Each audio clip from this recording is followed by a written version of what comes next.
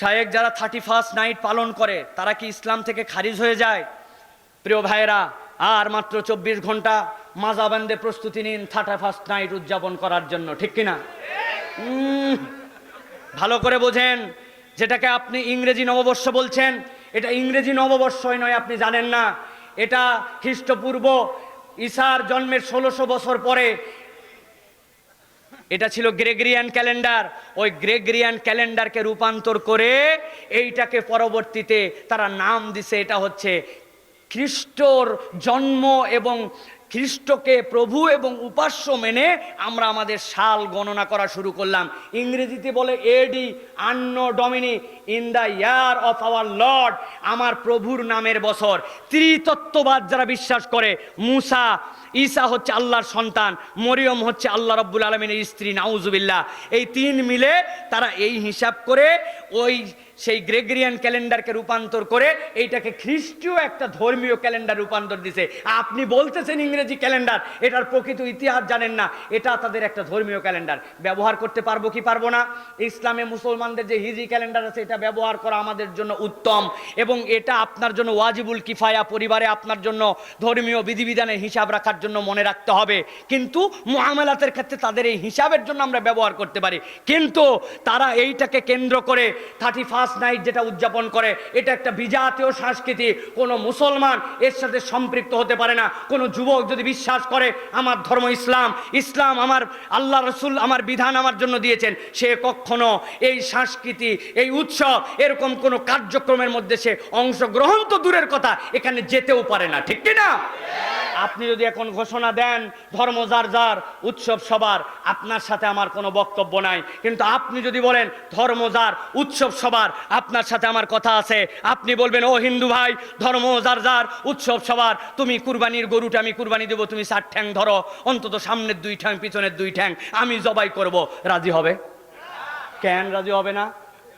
কি সমস্যা? গরু জবাই করার জন্য তুমি আসো ভাই, কি সমস্যা? আসবে না ভাই? জুম্মার দিন আমাদের সাপ্তাহিক আনন্দের দিন, উদের দিন, অতএব তুমি অজু গোসল করে সুন্দর করে জুম্মার দিন আমার সাথে মসজিদে নামাজ পড়তে আসো। ওই ইয়ার কি বাদলামি লাগাইছো নাকি বেটা? আমি কি কোনো নামাজ পড়বো? বলবে না কেন? জুমা আমার উৎসবের দিন, তুমি আসবে না কেন? ভাই সবাই জানে যে জায়গায় ঠিক, কেবল যেইগুলো বদ্ধ পাগল কোরআনের অপব্যাখ্যা করে লাকুম দীনুকুম ওয়ালিয়া দিন বলে, মানে এটা বুঝাচ্ছে ধর্ম সবার সবার, তোমার দিন তোমার, আমার দিন আমার। বেকুব, এই কথা বলার দ্বারা তোমার ঈমান চলে যাবে।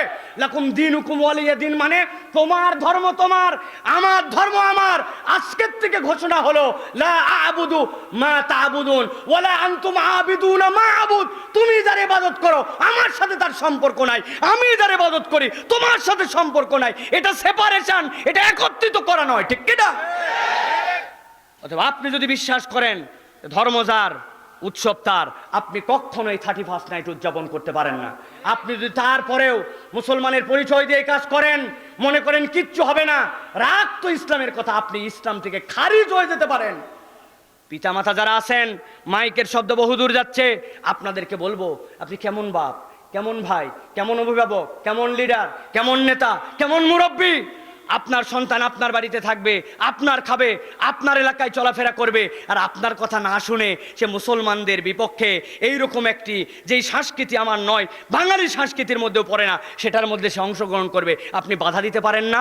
আপনি মরার পরে আপনার জানাজা হবে, মুসলমানের গোরস্থানে দাফন হবে, আর আপনি বিজাতীয় সংস্কৃতিকে সমর্থন করেন।